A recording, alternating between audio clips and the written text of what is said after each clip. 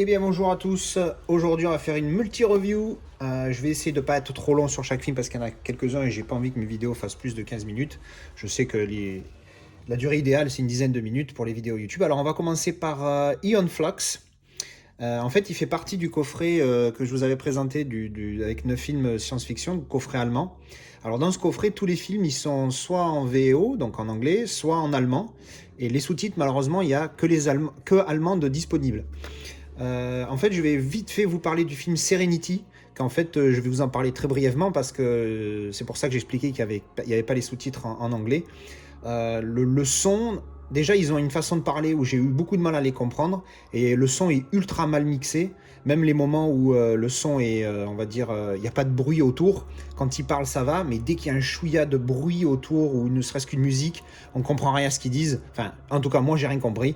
Et malheureusement, j'ai pas pu mettre les sous-titres en anglais pour m'aider. Donc, du coup, j'ai vu qu'il était disponible en 4K à un prix pas trop mauvais. Donc, je vais attendre un petit peu et je vais me le prendre en 4K et on verra si... Parce qu'il a l'air pas mal, il n'a pas une super note sur IMDb, mais il a l'air sympa, Serenity. Alors attention, si vous regardez sur IMDb, des Serenity, il y en a deux.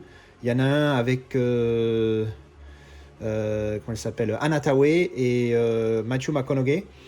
Et celui-ci. Et celui-ci, c'est avec l'actrice qui joue le Terminator dans la série de Sarah Connor Chronicles et qui était d'ailleurs pas mal. C'est dommage qu'ils l'ont arrêté cette série, pour une fois qu'il y avait une série que j'aimais bien.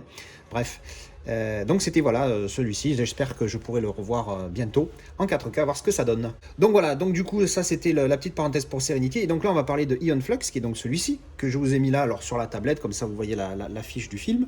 Donc Aeon Flux avec, oula, ça va se casser la gueule, Charlize Theron. Puisqu'apparemment c'est elle qui dans une vidéo je l'ai entendu expliquer comment prononcer son nom, puisqu'elle est en Afrikaans avec un K, c'est sa langue, puisqu'elle est, d'Afrique du Sud. Bref, donc le film parle en fait donc c'est une société futuristique, donc qui se passe en 400 ans plus tard que nous, donc c'est en 2400 quelque chose.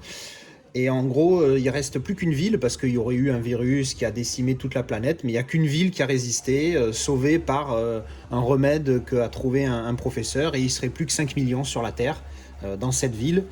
Et donc ils vivent dans l'harmonie parfaite, la super société géniale, tout le monde s'aime, tout le monde il est beau, tout le monde il est gentil, mais évidemment c'est pas le cas. Il y a des gens qui sont qui font partie des gouvernants qui veulent qui sont de mauvaises influences et qui veulent le mal, mais bon évidemment ça, on s'en rendra compte au travers du film. Et donc Charlize Theron fait partie d'une résistance qui essaye de rétablir la vérité, tout ça. Donc bon, assez classique comme histoire, j'arrive pas à me rappeler, il y a d'autres films comme ça dans le genre, j'arrive pas à me rappeler lequel, mais il y en a d'autres comme ça, enfin bref. C'est pas un grand film, je crois que j'ai mis 5 ou 6, j'ai dû mettre 5 je crois. C'est sympa, voilà, ça passe une soirée. Non, j'ai même mis pire, je crois. J'ai mis une plus mauvaise, j'ai mis 3 ou 4, je crois, parce que en fait, au final, je l'ai trouvé très, très, très moyen, mais il y a quand même un potentiel. Et puis, il y a Charlize Theron, et qui est, donc rien que pour ça, ça peut valoir le coup pour certains. Mais non, ouais, il est très, très moyen, voire. D'ailleurs, je suis con, je suis sur la fiche d'AMD. Bah, j'ai mis 3, voilà. J'ai mis 3, donc bon, pas la folie. Voilà, c'est pas la folie. Voilà, il m'a pas marqué, je l'ai gardé parce qu'il fait partie de ce coffret de 9 films, comme je vous avais dit, mais sinon c'est pas la folie. Bref, on va passer très vite à la suite, on va pas s'attarder sur des films de merde. Alors sur ce que j'ai vu aujourd'hui, alors je me suis en envoyé 4 pardon, je me suis envoyé les Now You See Me 1 et 2, et Arthur 2 et Arthur 3, puisque j'avais déjà vu le 1 il y a une semaine. Je vais parler déjà de cette trilogie. Alors cette trilogie, en fait, ça a été en effet cloche, en fait. C'est-à-dire que j'ai vu Arthur, je l'ai trouvé ok. J'ai vu Arthur 2, je l'ai trouvé à chier partout. Et j'ai vu Arthur 3 et j'ai dit ça va. Grosso modo, pour ceux qui connaissent pas du tout, alors je sais, je fais, moi j'avais jamais vu, donc peut-être que je ne suis pas le seul. Voilà, c'est vraiment pour les gosses, pour le coup. Il y a que le 3 qui est un petit peu plus intéressant, mais c'est vraiment un truc pour les minots. Voilà, c'est l'histoire d'un gamin qui a son grand-père qui a disparu. Alors je parle évidemment dans le premier, ça se suit, les trois, surtout entre le 2 et le 3. Son grand-père a disparu depuis X années, je crois 2-3 ans, une connerie comme ça. Et on va lui prendre la maison de sa grand-mère, et donc il va trouver un moyen de trouver de l'argent.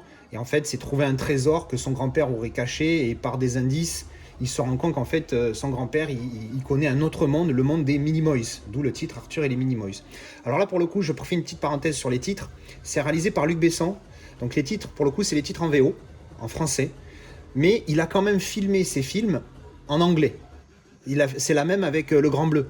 Le Grand Bleu, je croyais que c'était un film français, moi, mais en fait, non, oui, c'est un film français, mais les acteurs, ils ont tous joué, ils ont été filmés en anglais. Après, ils se sont doublés eux-mêmes pour les francophones, mais à la base, c'est un film où les acteurs, ils parlent anglais dans le film. J'étais assez déçu d'ailleurs quand j'ai vu ça sur Le Grand Bleu, enfin bref, et là, c'est la même.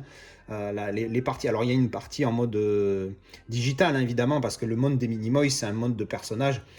Si vous voyez là, hop, tout s'est viandé la gueule.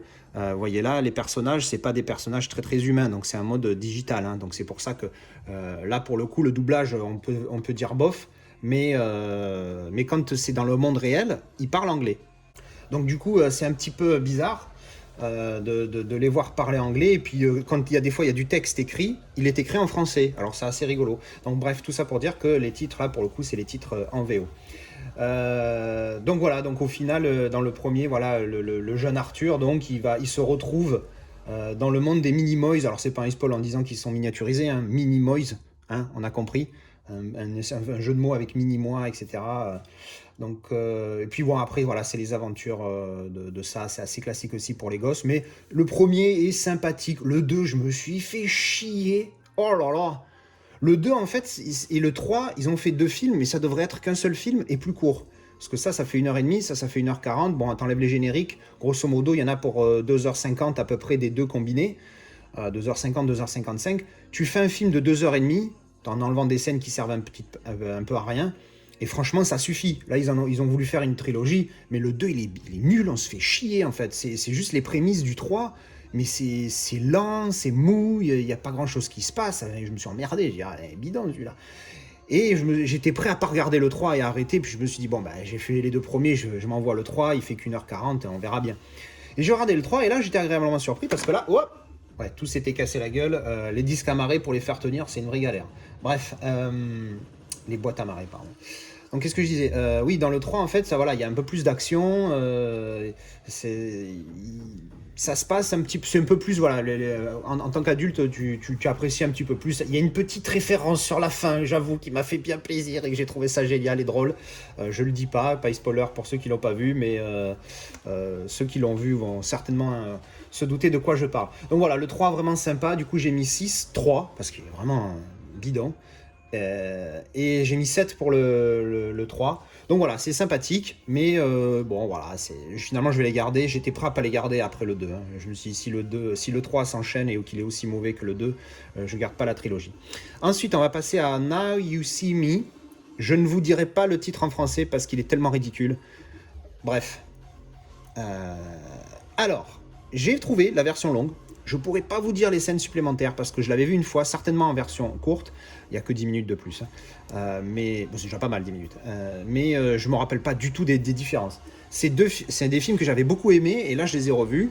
Et le 2, en fait, je l'ai même réévalué. J'avais donné 6, je suis monté à 7. Les deux, c'est des 7, mais c'est des bons 7,5, quoi, bien tassés. Pour ceux qui ne connaissent pas du tout, c'est l'histoire de magiciens, hein, donc d'illusionnistes plutôt, qui au final font des heist, des cambriolages à grande échelle. Et en fait, donc, évidemment, il va y avoir une enquête sur eux, mais il va falloir que les enquêteurs prouvent que c'est eux qui ont fait le cambriolage.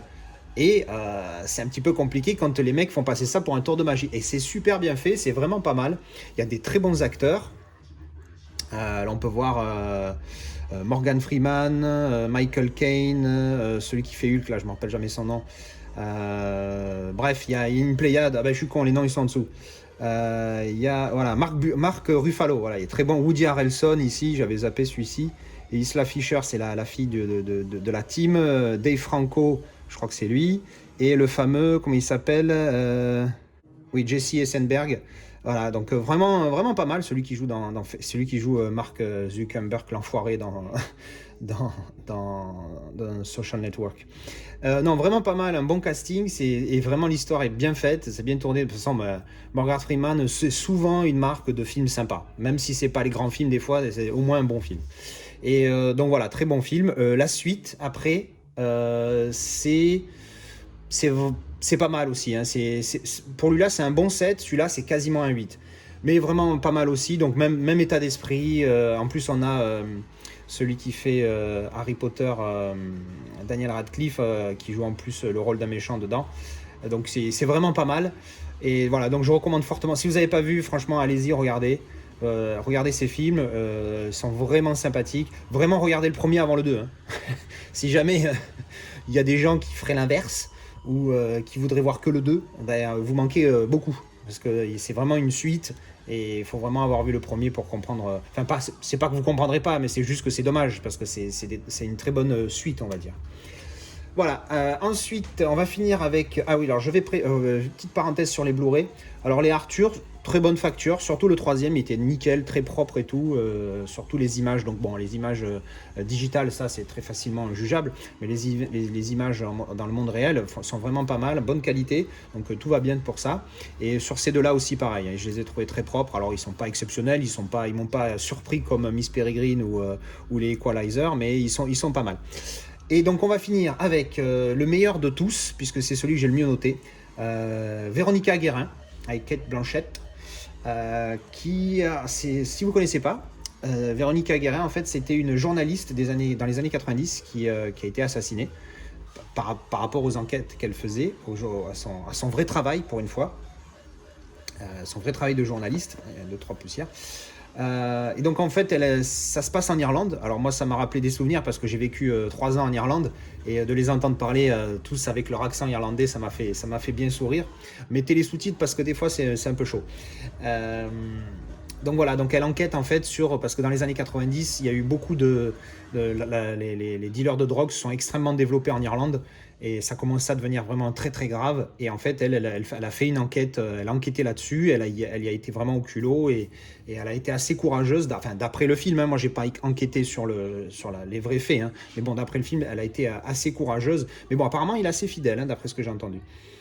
Et donc voilà, elle s'est imposée et elle a beaucoup aidé à ce que ça se calme, parce que ça partait vraiment en couille à l'époque. Et donc c'est son histoire et elle est vraiment pas mal. Donc comme je disais, j'ai mis 8 sur 10, c'est un très bon film que je recommande fortement. Je ne l'ai pas trouvé en Blu-ray, alors je l'ai pris en DVD, la qualité était très bonne, enfin pour du DVD bien sûr, hein. Donc je regrette pas, c'est un très bon film et franchement si vous l'avez pas vu c'est génial, surtout en plus que là voilà, c'est une journaliste qui fait son travail. Malheureusement de nos jours, des journalistes qui font vraiment leur travail, hein, avec la situation qu'on vit depuis plus d'1 an, vous pouvez voir ce que ça donne. S'ils faisaient bien leur travail, on n'en serait pas là certainement, mais bon ça c'est un autre sujet. Donc ça fait plaisir de voir pour une fois en tout cas une journaliste, elle n'est pas toute seule dans le film évidemment, mais une journaliste qui fait bien son boulot et qui montre ce que c'est qu'être journaliste. C'est ça, c'est prendre des risques pour la vérité et pour la vérité, ça suffit, c'est déjà pas mal. Donc voilà, alors j'espère que j'ai pas pris trop de temps, alors j'en suis à 15 minutes, après avec l'édition ça va certainement être un peu plus court. Aujourd'hui pas de présentation de nouvelles arrivées puisqu'il n'y en a pas, peut-être il y en a qui vont arriver, hein, calmez-vous, tout va bien se passer. Et puis voilà, donc je vous présenterai ça quand ça viendra. Merci d'avoir regardé cette vidéo et je vous dis à la prochaine.